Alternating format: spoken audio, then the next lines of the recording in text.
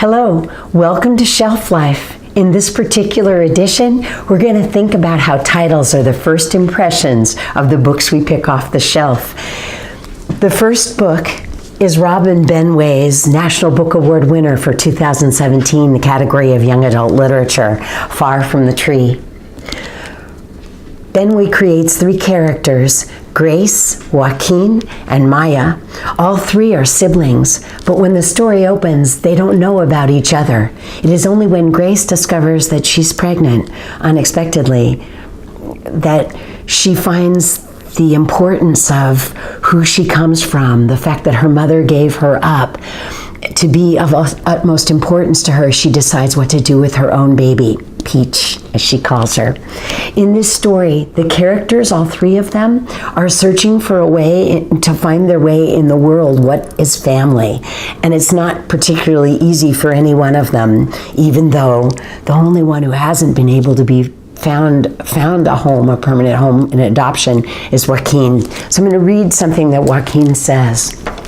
Here he is, Joaquin's voice. Joaquin knew very well that he was turning 18 in 3 months. He didn't need a guidance counselor to remind him of that. He also knew that there were services that he could use until he was 21. Rent and food subsidies, possible scholarships for school, job assistance. But Joaquin had spent a literal lifetime in the system, being promised things that were always just out of reach. And he didn't want to spend the next 3 years chasing the white rabbit down the hole. Joaquin, Maya, and Grace, searching for their tree, the roots that will keep them solid, partially in their friendship with each other and their family, but also their relationship to this mom who left them behind. Erica Sanchez creates some story in I Am Not Your Perfect Mexican Daughter that's made a lot of top lists this year for 2017. In this story, it matters not that Julia is a Mexican daughter. What she's living with is a struggle that everyone can relate to. She's the not so perfect daughter, and it becomes really important when her sister Olga, who filled that role of the perfect daughter, is killed. In the story, it's Julia who struggles to try to meet the expectations of parents that she loves, but in a life that she can be true to herself. There's a lot going on in this story. How do we live with these secrets locked within us? How do we tie our shoes, brush our hair, drink coffee, wash the dishes, and go to sleep, pretending everything is fine? How do we laugh and feel happiness despite the buried things growing inside? How can we do that day after day? I'm sorry too, I finally say. I'm sorry I hurt you.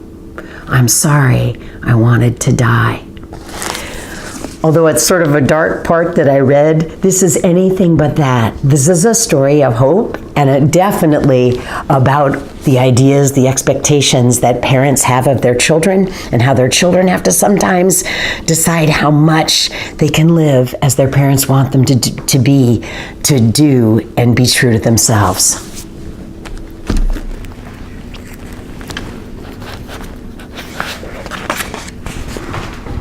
I wasn't famous. I was nobody. The king has now been gone for 24 days. He was more than just the strange-looking kid of an obnoxiously rich real estate tycoon. He was the king. He was complicated, funny, smart, kind, crazy, brilliant, and sometimes a total jerk. He was my best friend, and no one knew him like I did. But now he's nothing. He's dead. A body in a box underground. Karen Rivers' main character, JC, known as Sharky, is there when his best friend, the king, and he are on the 42nd floor of a skyscraper under construction, feeding the kings and his passion for parkour, high-risk stunts on high-rise buildings, when he watches the king fall. Guilt is driving JC forward, and the question why, he's rendered mute. He can no longer talk, and his mother, worried about him, sends him to be with his father on an island offshore of Vancouver, British Columbia, in hopes that JC can come to terms with what's happened. While he's there, he explores his passion for diving and for all things aquatic.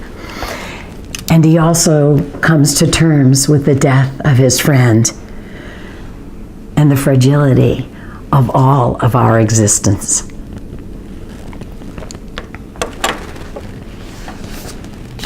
We are okay.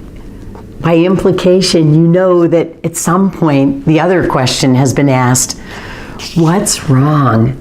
In this story, Marin, the main character, has moved from San Francisco, California to attend college back east in New York. And that would be fine if it weren't for the fact that she can't go home for Christmas. She can't.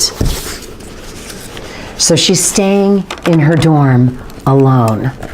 Without everyone's voices, the TVs in their room, the faucets running and toilets flushing, the hums and dings of the microwaves, the footsteps and the doors slamming, without all of the sounds of living, this building is a new and strange place. I've been here for 3 months, but I hadn't noticed the sound of the heater until now. It clicks on, a gust of warmth. I'm alone tonight. Tomorrow, Mabel will arrive. Mabel is the second in the we.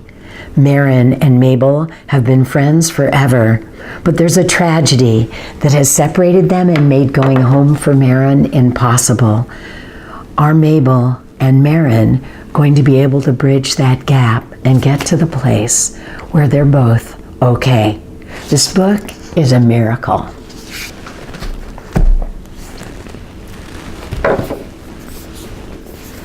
Do you know what Moxie is? Jennifer Mathau, the author of Moxie, creates a character in Vivian that you won't want to miss. Moxie is that brave, bold bravado that puts yourself out there and says, come what may, I'm going to be myself. It's ultra confidence. Vivian's not really that girl, but in a town of East Rockport, Texas, where football and all who play it is king, she decides that something must be done because females and high school girls are the second-class citizens, and she wants to see things change. So she creates a first zine based on the Riot Girls of the 80s, and she creates her first little zine called a Moxie and places it clandestinely, in secret, in the morning, in the restrooms, hoping for change. She has no idea when she does this that the ownership of Moxie, her little germ of an idea, is going to be held by all of her friends, and actually the change that she hopes for is going to come to be. This book asks you to think about questions of, can it really be true that people behave this way? And realize that when it is in fact true, something's got to be done. Boys are not the enemy here. This is about what's right for everyone. Moxie. Thank you for joining me for this edition of Shelf Life. I hope that when you see these titles, you'll pick them up and find some other great ones to read as well. See you soon.